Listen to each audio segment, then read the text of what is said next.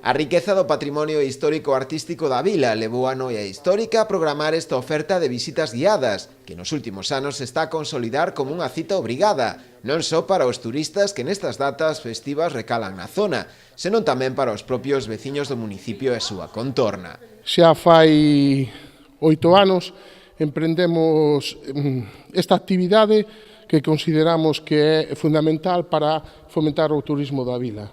Entón, dende Noia Histórica sempre fixemos unha aposta sobre esta actividade, o tempo confirma que é o camiño a seguir e o tempo confirma o éxito das visitas guiadas.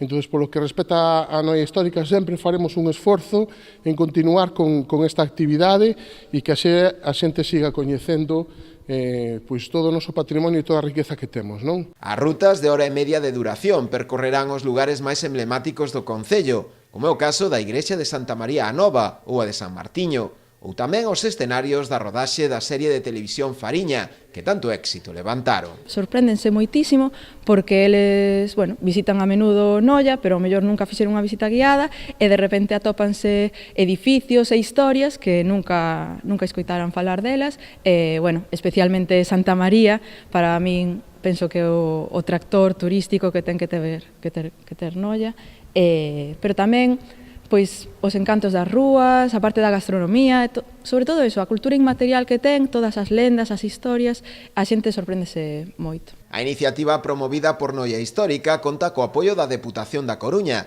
e tamén a do propio Concello noiés. Ademais, nós nas vacacións o que temos que estar obligados a poder ofrecerlle algo a xente que ven de vacacións para que este ocupada, non? Eu creo que mellor ocupación que facer unha visita, a veces dunha hora e media ou 2 horas máis ou menos que é o que dura, pois por todos estes lugares emblemáticos, coñecendo o noso patrimonio cultural.